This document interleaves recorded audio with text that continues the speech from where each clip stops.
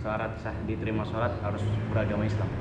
Ya, karena syarat sah diterimanya sholat seseorang itu adalah Islam. Bukan hanya syarat sah diterimanya sholat, seluruh amal ibadah itu syarat kunci utamanya adalah syahadat. Seseorang tidak bersyahadat kepada Allah, maka amal ibadahnya tidak akan diterima sebanyak apapun. Misalnya ada orang kafir baik, bantu, misalnya bantuan ke Palestina banyak, kemudian bantu bencana alam, kepada tetangganya baik, kepada saudaranya baik, baik sekali, tapi dia kafir, maka amal ibadahnya itu tidak akan bermanfaat bagi dirinya. Nah, lantas kalau orang baik kok tetap masuk neraka, ya nanti itu adalah ketetapan yang telah Allah Subhanahu wa taala tetapkan. Nah, lantas bagaimana dengan amal kebaikannya? Sia-sia dong orang melakukan kebaikan di dunia, ketika di dunia kafir dia banyak melakukan amal kebaikan, tapi ternyata di akhirat tidak bermanfaat. Nah, kebaikannya tersebut itu nanti bisa mengurangi siksanya. Maka kasihan. Misalnya seseorang ketika dia non muslim, dia kafir, sebaik apapun dia tidak akan diterima. Itu sebagaimana sabda Nabi Muhammad SAW ketika ditanya, bagaimana dengan Abdullah ibnu Juda'ah? Abdullah ibnu Juda'ah adalah seseorang yang baik sekali kepada tetangganya, kepada jamaah haji. Setiap ada jamaah haji, semua jamaah tersebut itu di apa ya, kalau bahasa Jawa itu semua dihimbau untuk mendatangi rumahnya Abdullah ibnu Juda'ah, dijamu, butuh apa saja dibantu. Tapi kebaikannya itu tidak berguna apa-apa. Itulah kenapa hadiah terbaik di muka bumi ini adalah hidayah Islam. Karena Islam itu yahjubu ma qablahu. Seseorang ketika dia masuk Islam, dosa-dosa sebelum dia masuk Islam semuanya dihapus. Nah, kalau dia punya kebaikan, maka kebaikannya itu akhirnya dihitung dari awal, semua kebaikan itu kan adil. Syahadatu an la ilaha illallah wa anna muhammadar rasulullah wa yadullu ala ahammiyatiha, yaitu setelah syahadatain, yaitu bahwasanya seseorang bersaksi apa artinya la ilaha illallah, tiada Tuhan selain Allah. Antum kalau jawab di ujian, saya tanya la ilaha illallah, tiada Tuhan selain Allah, lembar ujian antum saya sobek, nggak saya kasih nilai, karena itu konsep yang salah. Tiada Tuhan selain Allah itu memiliki makna tiada Tuhan selain Allah, berarti semua Tuhan adalah tiada Tuhan selain Allah. Dengan tiada Tuhan selain Allah, berarti Tuhan di muka bumi ini cuman ada siapa? Allah. Padahal Nasrani punya Tuhan, Yahudi punya Tuhan, Hindu punya Tuhan, semua punya Tuhan. Maka ini berkonsekuensi, kalau tiada Tuhan selain Allah, Tuhan-Tuhan itu, orang Nasrani juga nyembah Allah, orang Hindu juga nyembah Allah, orang Buddha juga nyembah Allah. Maka secara tidak langsung seseorang itu menganggap semua agama itu benar. Ini liberal, ini pluralisme, nggak tepat. Padahal di muka bumi ini agama Tuhan itu ada banyak. Kalau tiada Tuhan selain Allah, maka berkonsekuensi semua Tuhan tadi adalah Allah. Bisa dipahami? Padahal kan dalam agama Islam kita tidak mengakui Tuhan selain Allah Subhanahu wa taala. Innad dina indallah wal Islam. Sesungguhnya agama di sisi Allah itu adalah Islam. Tuhan itu hanya satu, Esa. Kalau tiada Tuhan selain Allah, kalau ada Tuhan itu berarti itu Allah. Nggak benar. Saat tidak langsung kita merendahkan Allah Subhanahu wa taala. Maka makna yang tepat la ilaha illallah adalah la ma'budu bihaqqin illallah. Tiada Tuhan yang berhak disembah selain Allah. Maka dengan makna ini kita tetap mengakui di agama lain mereka punya Tuhan, tapi Tuhan tersebut tidak layak untuk disembah. Tuhan tersebut bukan Allah. Berbeda ketika seseorang menerjemahkan tiada Tuhan selain Allah, artinya semua Tuhan itu adalah Allah, dan ini tafsir yang ngaco, makna yang tidak tepat. Dan bahwasanya Nabi Muhammad adalah utusan Allah, wa yadullu ala ahammiyatiha, dan yang menunjukkan tentang keagungan salat tersebut. Yang pertama, annaha min arkanil Islam, bahwasanya salat termasuk dari rukun Islam.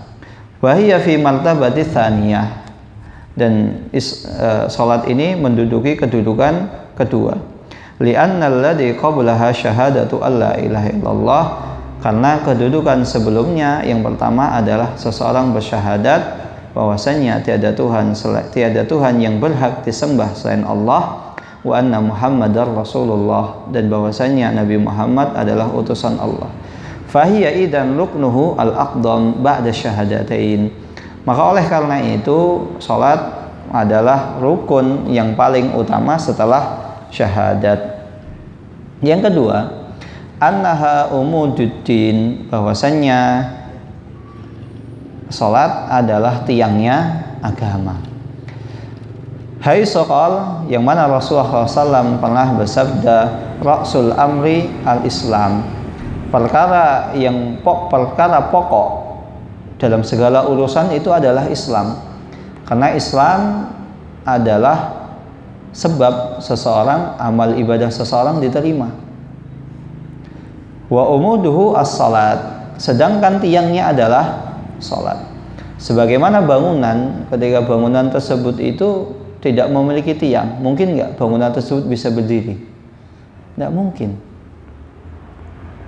Tenda saja yang pakai tali itu tetap pakai tiang, ada tiangnya. Antum ketika kemah gitu, pramuka, pernah antum tidur di tenda nggak pakai tiang? Ada tenda yang nggak pakai tiang? Nggak mungkin, nggak ada. Apalagi bangunan rumah nggak ada tiangnya, nggak bisa berdiri.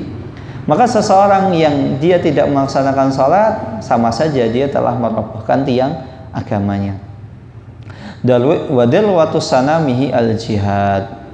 Apa itu dilwah? Dilwah sanam. Jadi sanam itu adalah tanduk. Jadi ujung pokok dari agama Islam itu adalah jihad. Jadi jihad itu adalah hal yang paling utama dalam syariat Islam, dalam agama Islam. Kalau dalam segala perkara yang paling utama adalah apa? Adalah apa? Islam, syahadat. Tapi dalam syariat Islam yang paling utama adalah jihad.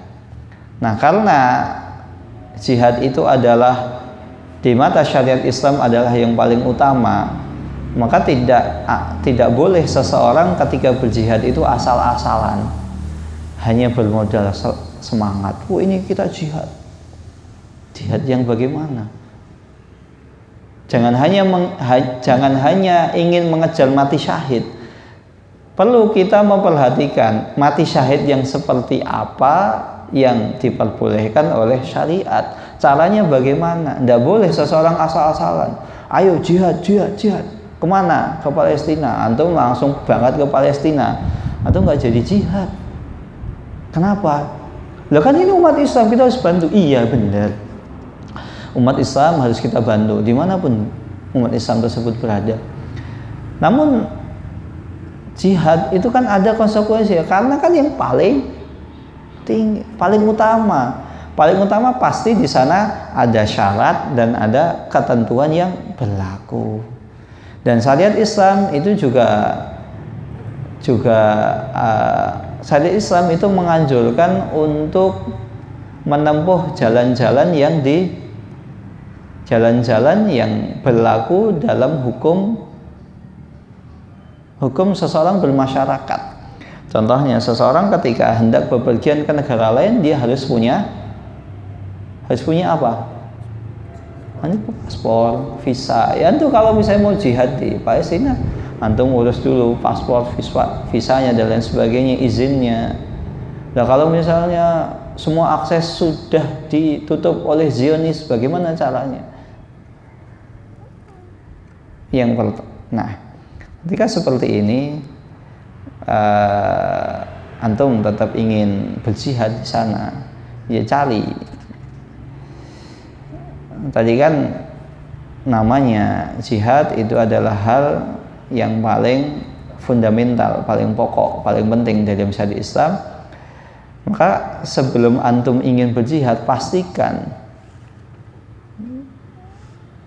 yang menopang fondasi jihad tersebut itu sudah kuat.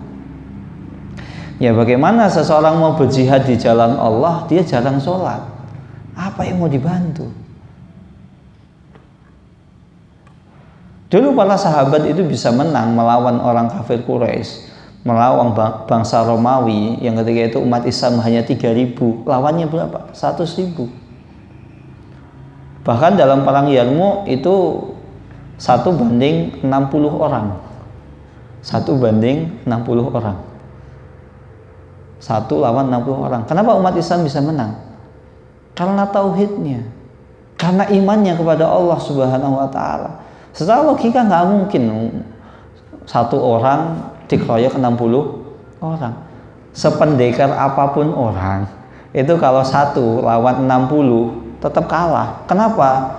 Ya semuanya pakai senjata. Semua pakai senjata. Dia pakai senjata. Iya jago Ustaz, iya jago. Tapi mungkin dia ngelawan 30 orang sudah capek. Mungkin ketika itu ada orang yang menebas dari belakang, sangat mustahil orang bisa mengalahkan 60 orang. 1 orang mengalahkan 60 orang. Kecuali kalau pakai ilmu hitam. Wah. Nah, itu nggak boleh antum berjihad pakai ilmu hitam. Antum nggak jadi berjihad, nggak jadi mati syahid. Yang ada antum malah mati sangit. Antum pengennya syariat Islam kok malah antum menyekutukan Allah pakai ilmu hitam. Nggak boleh seperti itu.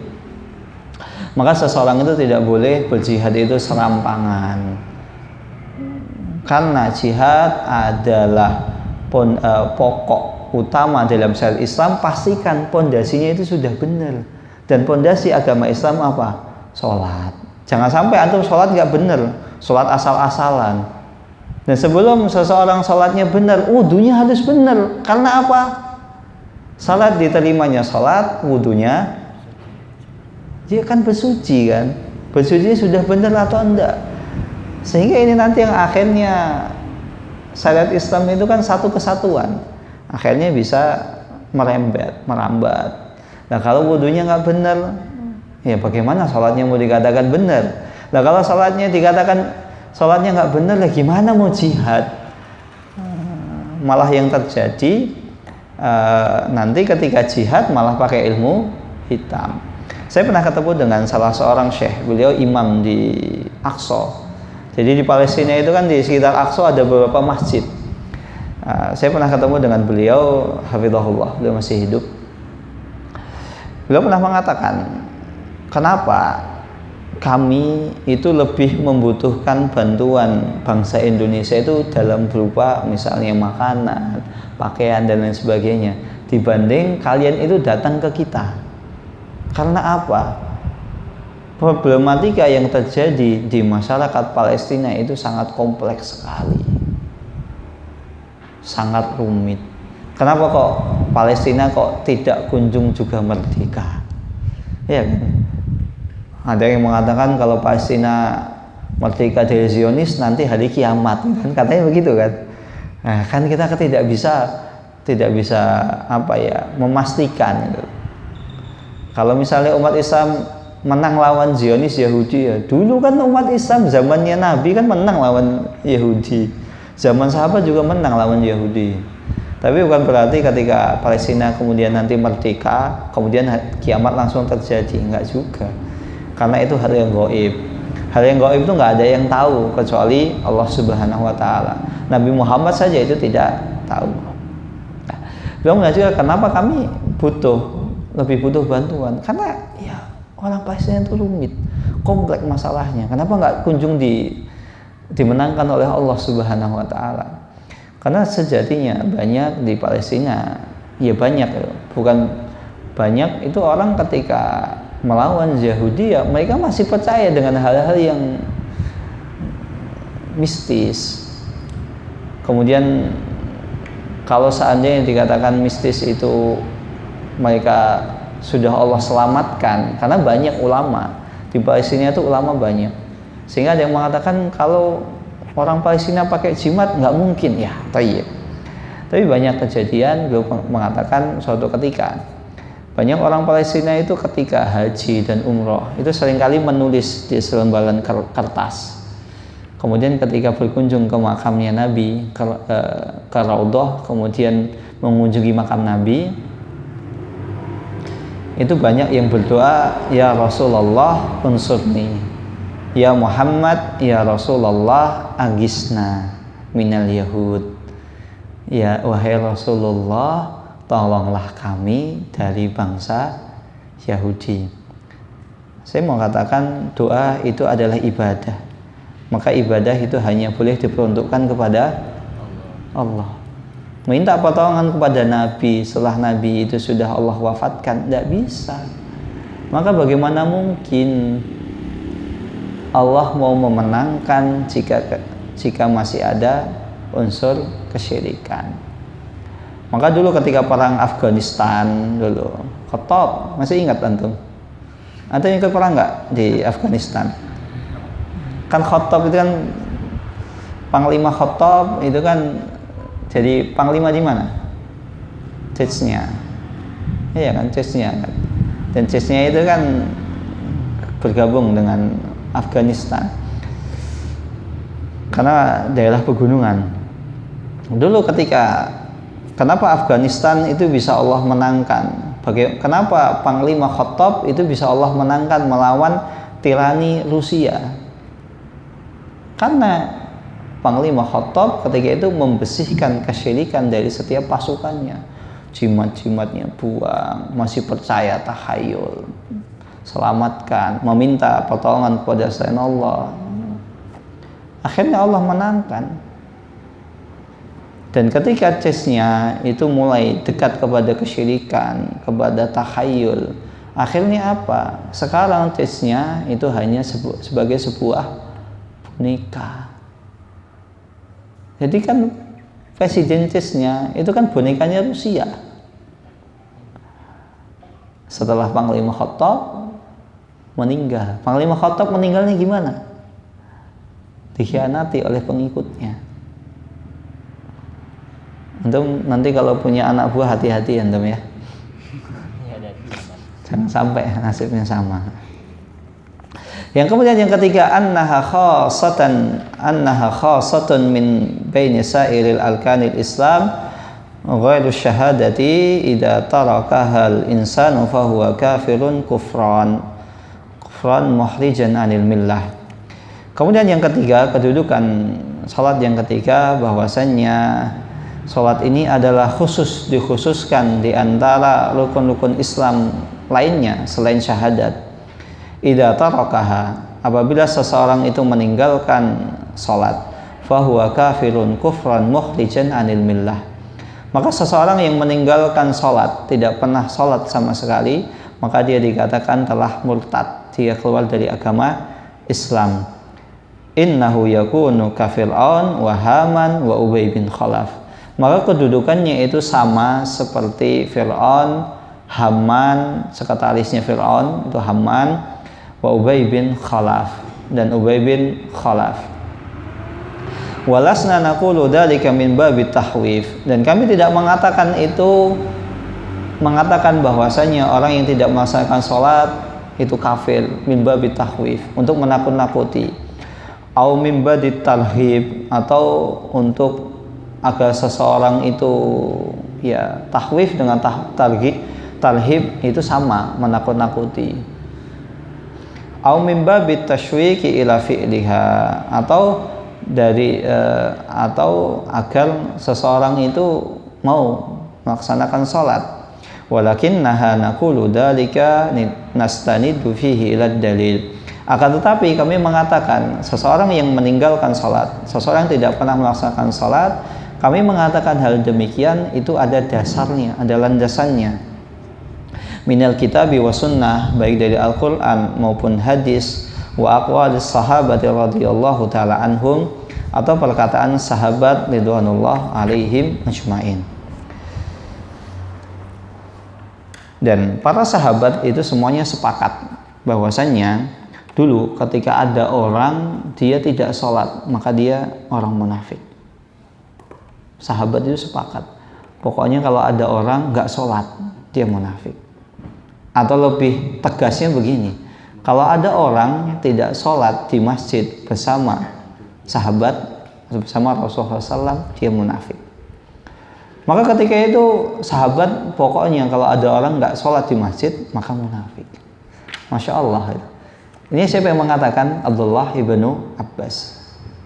Coba bayangkan kalau sekarang ada orang yang nggak sholat di masjid, dia munafik. Gimana? Gimana jadinya? Hah? Nah, akhirnya umat semua lari dari Islam. Oh, dikit-dikit munafik, dikit-dikit munafik. Karena ketika itu keimanan para sahabat itu tinggi. Maka Syekh Jamil Zainur rahimahullah ta'ala beliau pernah mengatakan, kalau seandainya zaman sekarang itu ada satu sahabat, orang terbaik di antara kalian itu tidak seimbang dengan keimanan sahabat. Dan ada juga seorang ulama yang mengatakan, kalau seandainya keimanan Abu Bakar As-Siddiq radhiyallahu taala anhu itu ditimbang dengan keimanan seluruh umat Islam yang ada pada zaman sekarang, maka keimanan Abu Bakar itu jauh lebih berat dibanding keimanan kita semua. Kenapa demikian? Karena sahabat itu ketika diperintahkan oleh Allah, mereka nggak mikir-mikir, langsung gas, jihad, tinggalkan, langsung jihad. Bahkan Abu Bakar pernah ditanya, wahai Abu Bakar, apa yang kau tinggalkan untuk keluargamu? Allah dan Rasulnya. Kan Abu Bakar ketika bersedekah kan seluruh hartanya. Ada di antara kita siap menyedekahkan seluruh hartanya? Semuanya.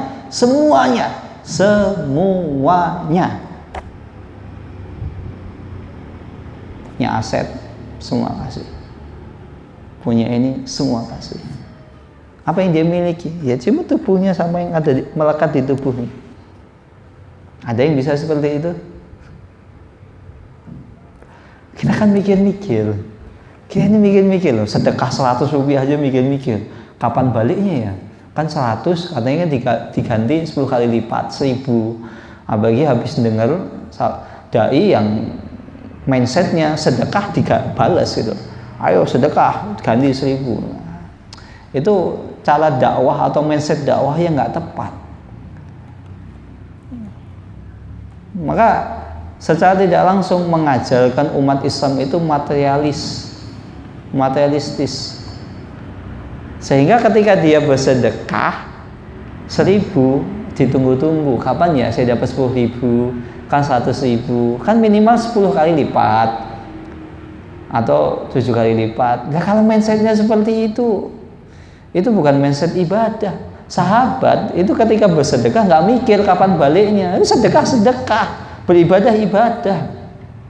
Lah kita sedekah, kita berbuat baik kan mikir kapan ya dapat feedbacknya. Ya akhirnya nggak ikhlas. Nah, bagaimana Allah Subhanahu wa taala menerima amal ibadah seseorang yang nggak ikhlas? Ikhlas itu kunci syarat utama ibadah itu diterima. Lah kalau ketika berdakwah mindsetnya, ayo Bapak Ibu sedekah nanti dibalas oleh Allah Subhanahu wa taala langsung 10 kali. Ya. Akhirnya diajarkan demikian, diajarkan materialistis. Cukup kita katakan seseorang yang bersedekah, maka Allah Subhanahu wa taala akan melipat gandakan pahalanya, akan memberi balasan berkali-kali lipat tanpa kita tunggu. Itu konsep ikhlas itu seperti itu.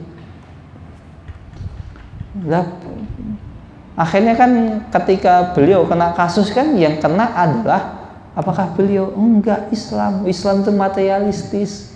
Semua dinilai dengan harta.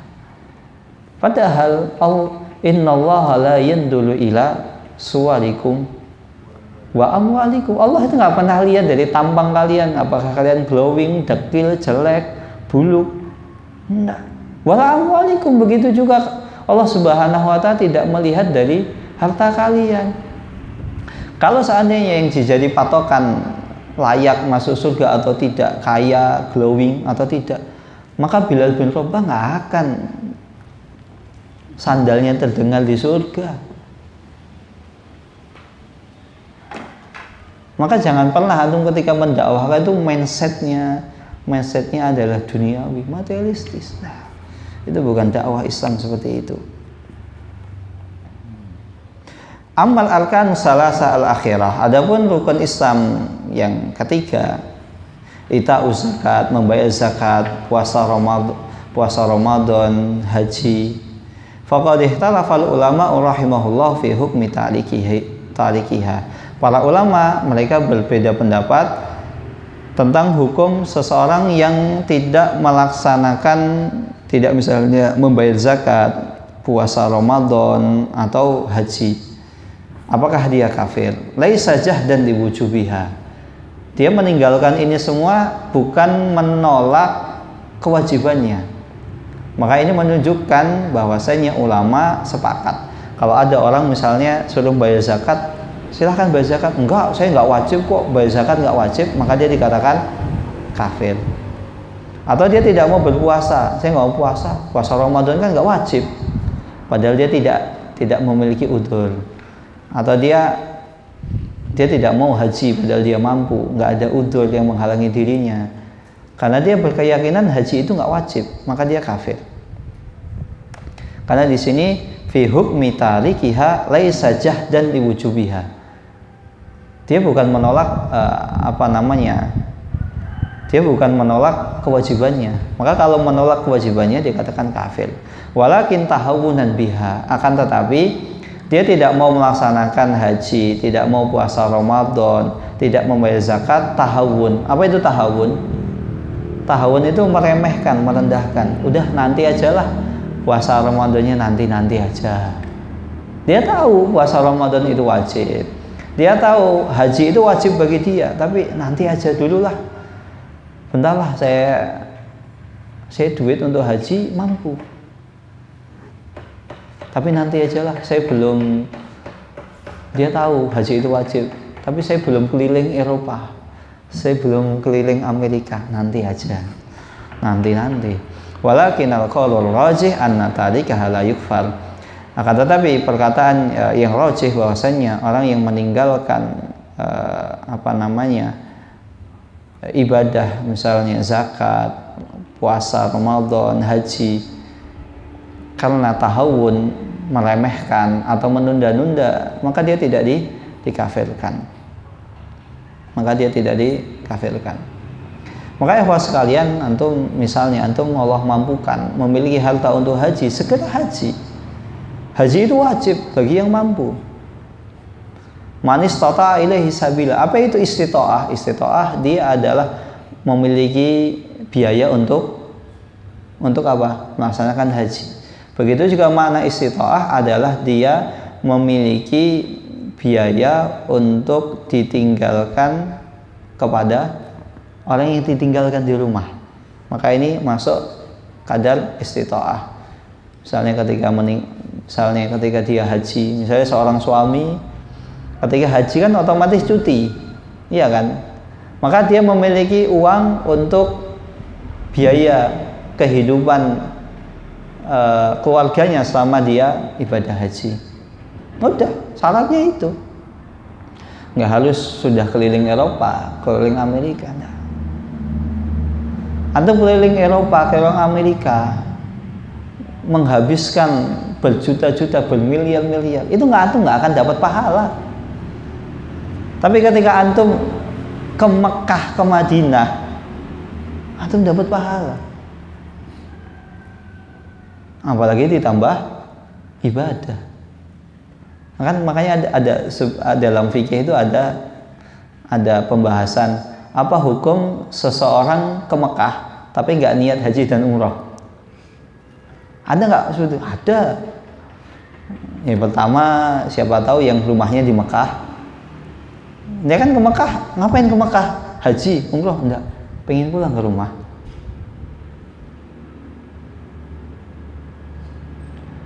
Maka antum misalnya ke sana saja, itu sudah dapat pahala. Keliling Eropa, keliling Amerika nggak akan dapat pahala. Yang ada malah menghabiskan uang. Dan nggak ada ceritanya orang sudah pernah ke Mekah dan ke Madinah habis itu kapok. Antum pernah dengar, saya kapok saya haji, saya kapok saya umroh, kapok? Nggak ada orang seperti itu. Tapi sering kita dengar orang habis dari keliling dunia kapok, nyesel saya, kenapa saya di sana ngeluarin duit banyak. Kenapa saya nyewa hotel yang bintang 5? Kenapa saya ini? Nyesel. Tapi kalau orang haji dan umroh nggak nyesel. Kenapa saya tadi hajinya atau umrohnya nyewa hotel bintang 5? Nyesel saya, kenapa saya nyewanya yang mahal? Padahal kan yang murah kan ada. Gitu. Nggak ada orang seperti itu. Karena seseorang yang melakukan perjalanan ke Mekah dan ke Madinah adalah perjalanan rohani. Perjalanan rohani, benar-benar hatinya, batinnya itu benar-benar puas. Beda dengan orang-orang yang seperti itu. Bahkan saya pernah ketemu CEO, boleh disebutkan CEO mana? CEO TV One. Tapi mohon maaf, ini live ya. Saya pernah ketemu CEO TV One, Pak siapa dulu saya lupa. Kebetulan itu ketika umroh, itu yang bawa umroh adalah kakak sepupu saya. Karena kakak sepupu saya itu salah satu pengisi tetap di Damai Indonesiaku. Itu kan acara TV One. Itu kakak sepupu saya di Jakarta. Nah, karena suatu ketika beliau umroh, CEO-nya atau direkturnya atau apa, pokoknya petinggi di TV One itu ikut umroh bareng. Dan kebetulan waktu itu status saya masih sebagai mahasiswa di Madinah. Nah, Pak CEO atau manajer atau intinya tinggi lah di perusahaan tersebut. Saya tak tanya, Pak, jenengan kan duit banyak ya Pak ya? Haji sudah pernah? Belum ya Mas? Umroh? Belum. Baru pertama kali ini saya umroh. Padahal saya ini sudah keliling Eropa, Amerika ya, sekelas apa ya? Ya sekelas CEO perusahaan TV swasta nasional, ya biasalah keliling Eropa, Amerika. Tapi saya belum pernah. Saya tanya Pak, dari semua negara yang sudah pernah Bapak kunjungi, negara apa yang paling berkesan? Mekah dan Madinah. Saya umroh. Ini sangat berkesan sekali Mas. Kenapa berkesan? Saya dulu itu tak pikir apa ya, ketika saya keliling dunia, keliling Eropa, saya akan puas. Ternyata enggak. Saya baru turun di Bandara Madinah, langsung, oh ini sebuah perjalanan yang luar biasa yang nggak pernah saya temukan. Kenapa saya dari dulu kok nggak haji, nggak umroh? Dari dulu, duit banyak. Bahkan buat cerita, saya kalau nginep di Amerika, saya bawa keluarga saya semuanya. Gak sehari 2 hari Mas, sebulan. Bahkan budgetnya itu bisa habis 1 M, miliaran. Saya nyesel. Padahal kalau umroh kelas VIP 50 juta cukup. Itu sudah pulang bawa oleh-oleh banyak. Karena itu 7 tahun yang lalu ya. Karena itu 7 tahun yang lalu, oleh-oleh banyak. Kenapa saya nggak dari dulu seperti itu? Kenapa saya dari dulu nggak haji dan umroh? Duit banyak, nyesel. Bahkan beliau itu saya saksikan sendiri, beliau bawa koper, itu isinya baju-baju bagus. Saya ngomong, Mas, baju ini harganya satu baju 10 juta. Celana saya ini 7 juta. kacamata saya ini semua pakaiannya disebutkan. Tapi semuanya tak buang. Nah kenapa Pak dibuang? Saya pengen pakai jubah, enak jubah. Ternyata dia beli jubahnya adalah jubah mereknya Haramain. Nah itu kalau ketemu saya sebelumnya tak ajak ke Siaka, Red Top, terus kemudian Safil dan lain sebagainya yang mahal-mahal gitu. Jubah Haramain itu murah. Jadi kalau kelasnya ya mahasiswa ada pakai Haramain itu kelasnya bawah. Karena murah Haramain tuh 30 real dapat. Kalau di sini kan beda, Haramain tuh udah pada sana kelasnya rendah. Beliau pakai, padahal itu kelasnya Haramain, pakai Haramain sudah saya nyaman Mas pakai jubah. Tak kira dulu kalau ada orang jubahan itu kadrun, itu orang kebanjiran. Ternyata pakai jubah itu enak. Akhirnya apa? Ini bukti bahwa saya senang pakai jubah, pakaian saya buang semua. Lah buangnya kemana Pak? Saya kasihkan ke resepsionis, kemudian ke bellboy, dan sebagainya. Mahal-mahal, 5 juta, 10 juta semuanya. Dan kopernya itu diisi jubah semua. Saya lihat sendiri. Masya Allah. Maka nggak ada perjalanan di muka bumi ini yang paling berkesan, haji. Maka haji itu harus diusahakan. Kita mampu kok beli rumah miliaran, padahal itu nyicil kita siap. Haji loh. Kenapa kita nggak menyiapkan tabungan haji? Kalau nggak bisa haji, umroh dulu. Umroh yang murah, banyak. Kalau antum bingung mau cari umroh murah, tanya saya, bisa. Saya bantu. Banyak umroh cara tips murah.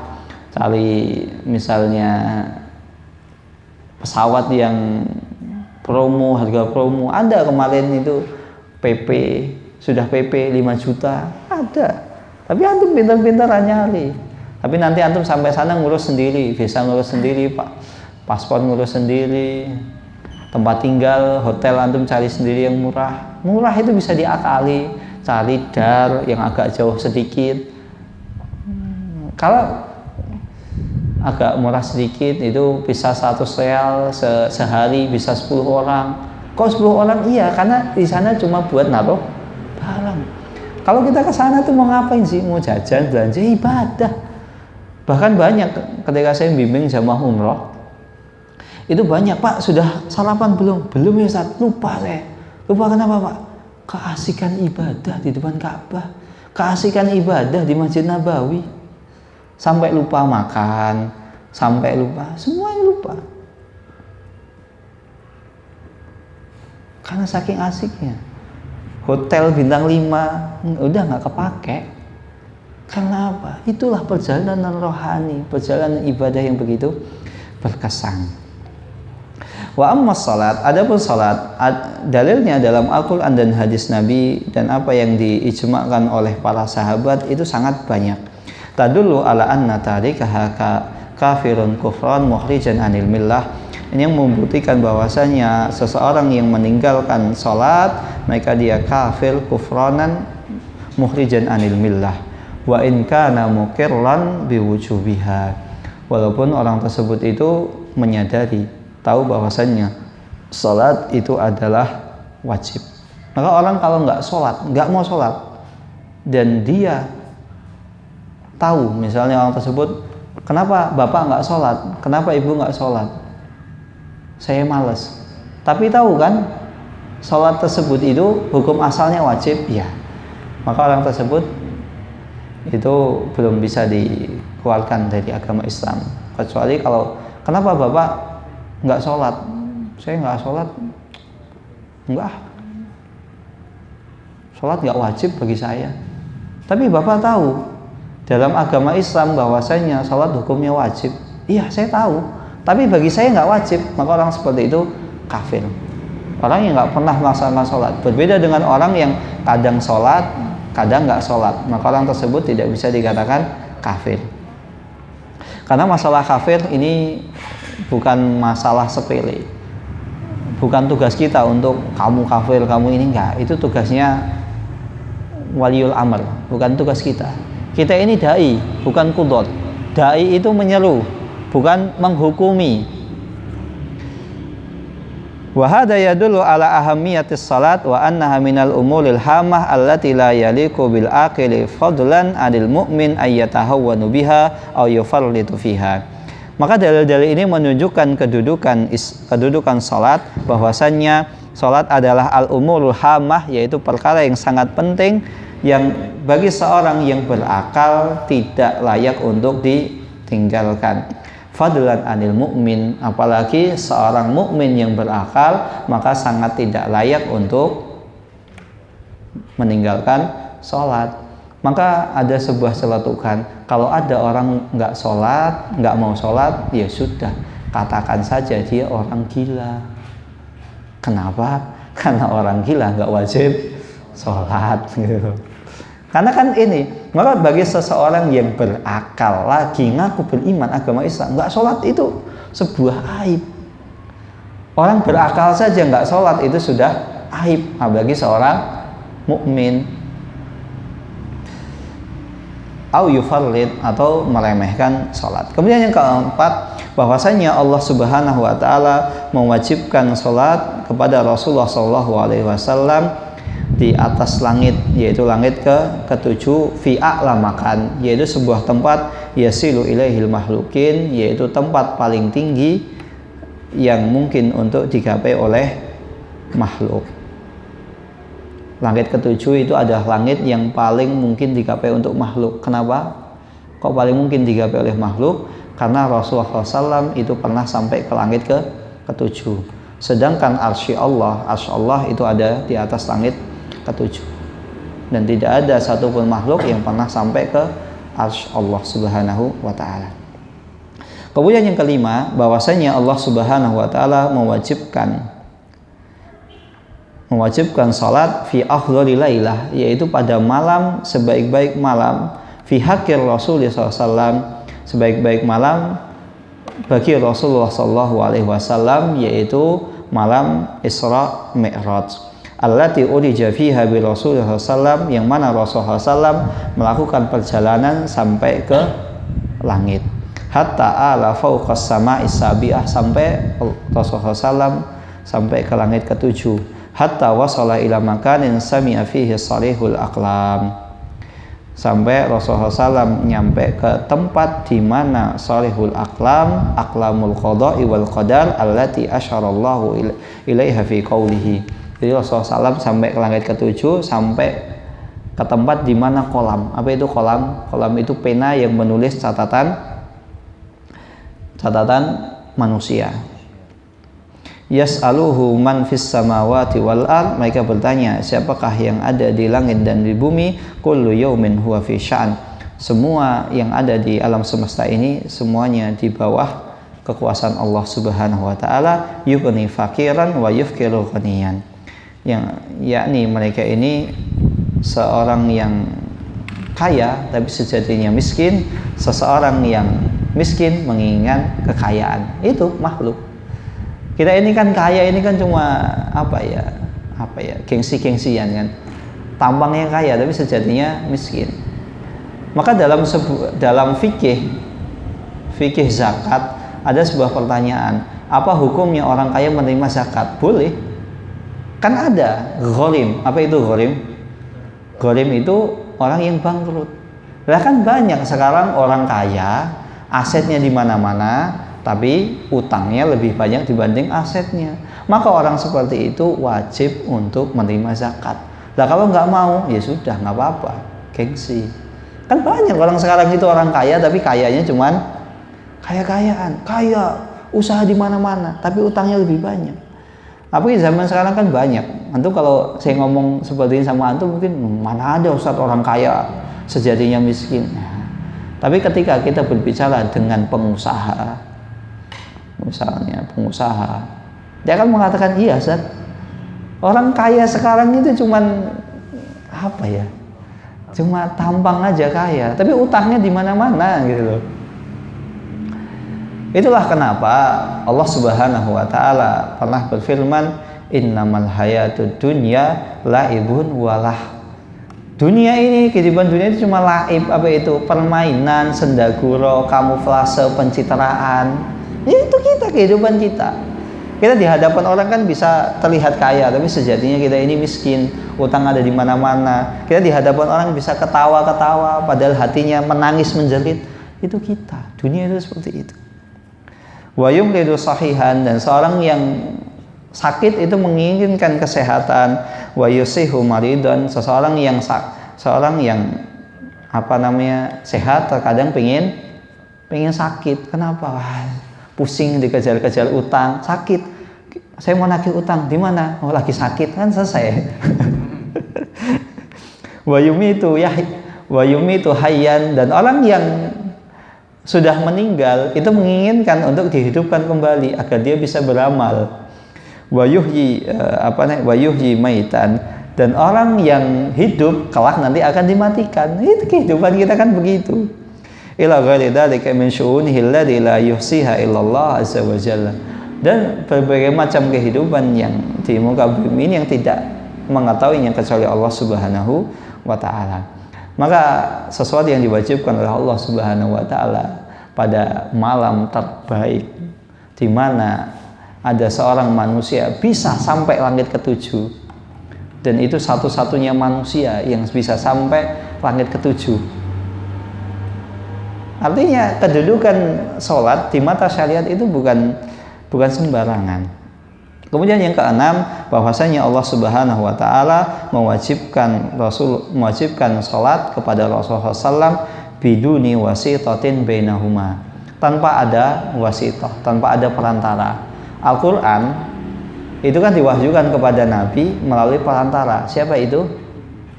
Malaikat Jibril. Salat, kewajiban salat langsung.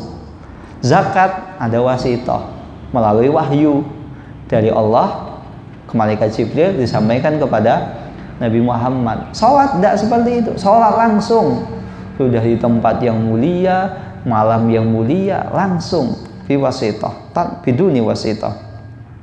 Kemudian yang ketujuh, bahwasanya Allah Subhanahu wa taala mewajibkan alal ibad pada seorang hamba awwalu ma faradaha khamsina salatan fi yaumin wa lailah. Awalnya Allah Subhanahu wa taala mewajibkan salat itu sehari 50 kali fi yaumin wa lailah. Dan ketika Allah Subhanahu wa taala mewajibkan 50 salat, yadullu ala mahabbatillahi laha. Ini menunjukkan bahwasanya Allah Subhanahu wa taala itu cinta kepada seseorang yang melaksanakan salat. Kan ketika seseorang itu menyukai sesuatu, kan dia suka untuk memperbanyaknya. Atau misalnya suka makan ayam opor, rendang misalnya, rendang. Antum seneng kan kalau makan rendang itu banyak? Nggak mau kalau antum dikasih rendang sedikit. Ya nggak? Wah, antum rendang ini best. Apalagi seseorang yang punya langganan, misalnya rumah makan langganan. Suatu ketika antum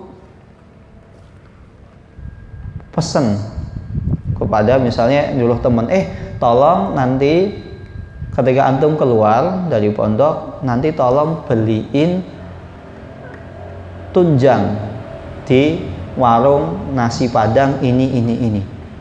Pokoknya harus tunjang di warung makan ini, atau kikil di warung makan ini.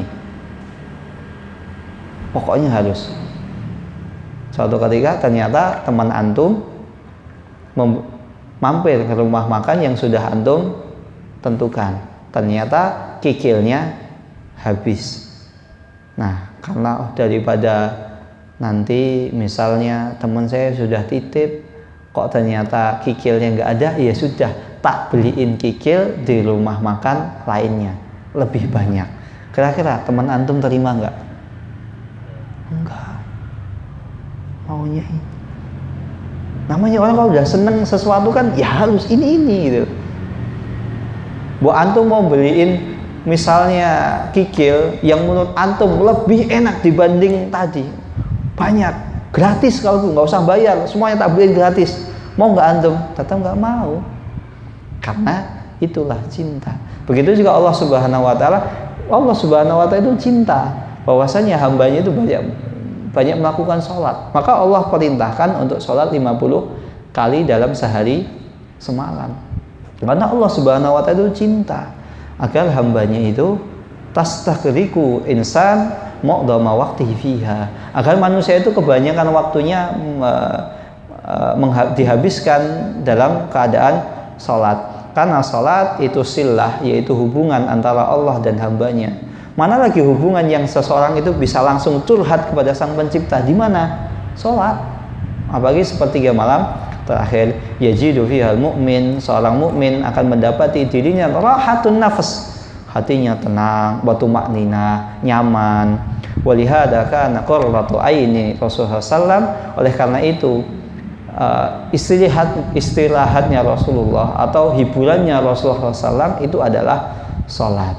Maka kalau seandainya seorang muslim sholat 50 kali, fayum di sholati isna asyara sa'atan wa nisfan, maka seseorang itu kalau sholat 50 kali dengan hitungan setiap sholat itu menghabiskan waktu rubu sa'ah. Setiap sholat itu 15 menit, maka kalau seandainya 50 sholat, maka setidaknya dalam sehari dia menghabiskan isnatai asrata sa'atan wa nisf, maka 12 jam setengah itu untuk sholat. Fa'idan law annal insan istaghalla fiha lastau'aba min waqtihi aksar waqtin, maka dalam waktu 24 jam kebanyakan waktunya itu dihabiskan untuk melaksanakan sholat. Maka karena Allah senang, maka hambanya diperintahkan untuk banyak melakukan salat. Kemudian terjadi diskusi antara Allah Subhanahu wa taala dan Rasulnya, murajaat hatta khaffafa, sampai Allah Subhanahu wa taala meringankan salat tersebut bilutfihi, karena kasih sayang Allah, wa rahmatihi, dan rahmatnya, wa fadlihi, karena menginginkan kebaikan untuk umat manusia, faja'ala khamsan fi fi'lin wal khamsina fil mizan. Maka manusia, seorang hamba itu perintahkan sholat 5 kali. Dalam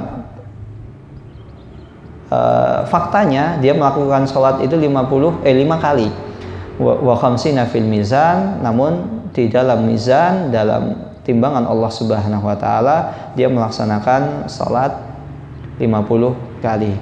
Dan 5 ini masalihul khamsi wa sawabul khamsin, dia melaksanakan sholat 5 kali tapi dihitung pahalanya 50 kali. Bukan berarti di sini setiap seseorang melaksanakan satu sholat diganjar 10, enggak. Tapi bukan ganjarannya, tapi yang dimaksud di sini ka'annana shalaina khamsina sholatan. Maka seandainya seseorang kalau dia sholat 5 kali dalam sehari, seakan-akan dia sholat 50 kali. Seakan-akan. Bukan setiap dia sholat sekali diganjar 10 kali sholat, bukan. Kemudian kita lanjutkan ke poin ke-8. Jadi saya ringkas ini. Kemudian yang ke-8, bahwasanya Allah Subhanahu wa taala mewajibkan fiha taharah minal hadas.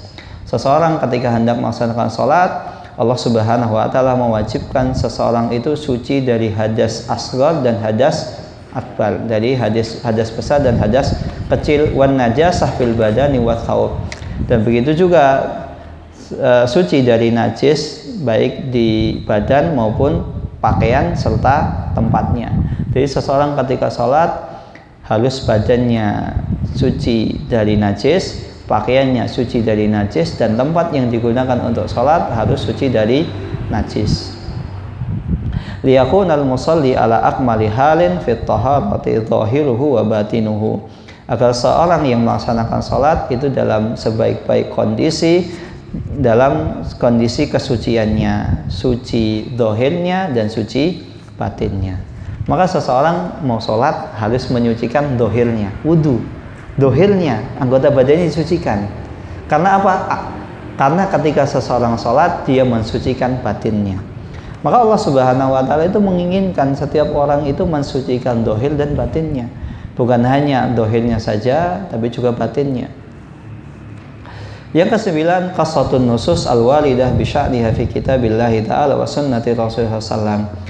Banyaknya nas-nas yang berkaitan tentang keutamaan, kedudukan salat, baik yang ada di dalam Al-Quran ataupun hadis Nabi Muhammad SAW, amron wa nahyan, baik itu berupa perintah untuk melaksanakannya ataupun larangan untuk meninggalkannya. wa targhiban, begitu juga motivasi agar seseorang senantiasa melaksanakan salat, wa tarhiban, atau tarhib itu adalah peringatan bagi seseorang yang tidak mau melaksanakannya. Wa khabaran wa talaban, dan kabar orang, pahala orang yang melaksanakan sholat, dia akan mendapatkan pahala sekian-sekian. Wa talaban, dan juga perintah agar dia melaksanakannya. Kemudian yang ke-10, annau istama'a fi muqaddamati hadhihi salawat at-tathhirul badani wa tathhirul qalbi. Pada salat ini terkumpul pada awal permulaannya seseorang itu harus mensucikan tathhir badani, mensucikan badannya, yaitu dengan berwudu, wa tathhirul qalbi, dan mensucikan hatinya. Maka maksudnya ketika seseorang sholat, dia harus sholat untuk Allah Subhanahu wa ta'ala, bukan sholat karena ada yang melihat, bukan sholat karena kebetulan sampingku calon mertua, bukan sholat karena kebetulan sampingku seorang bapak yang anaknya cantik, jelita, hafidhah, kaya raya, anak tunggal. Bukan karena itu. Sholat itu untuk Allah Subhanahu wa ta'ala. Kita tathhirul qalbi, harus sucikan hati kita. Hatta yadkhulul insanu fi salatihi wa yaqifu baina yaday rabbih wa huwa tahhirul qalbi. Sehingga ketika seseorang dia melaksanakan salat, wa yaqifu, dan dia berdiri menghadap Allah Subhanahu wa ta'ala, tahhirul qalbi, hatinya itu sudah suci, tahhirul badan, badannya juga sudah suci, tahhirul makan, tempat yang dia gunakan untuk melaksanakan salat itu juga sudah suci. Wa hadhil inayatu tadullu ala ahammiyati hadhis salat. Maka perhatian-perhatian yang ditujukan syariat agar seseorang mengindahkan sucinya badan, sucinya tempat, sucinya hati, itu menunjukkan bahwasannya sholat ini memiliki kedudukan yang sangat tinggi. Maka seseorang sholat harus badannya suci, hatinya suci, tempatnya suci. Beda dengan ibadah yang lain. Ibadah yang lain itu tidak harus dipersyaratkan sucinya 3 hal ini. Wallahu ta'ala alam bissawab. Ada pertanyaan di sini? Ada pertanyaan?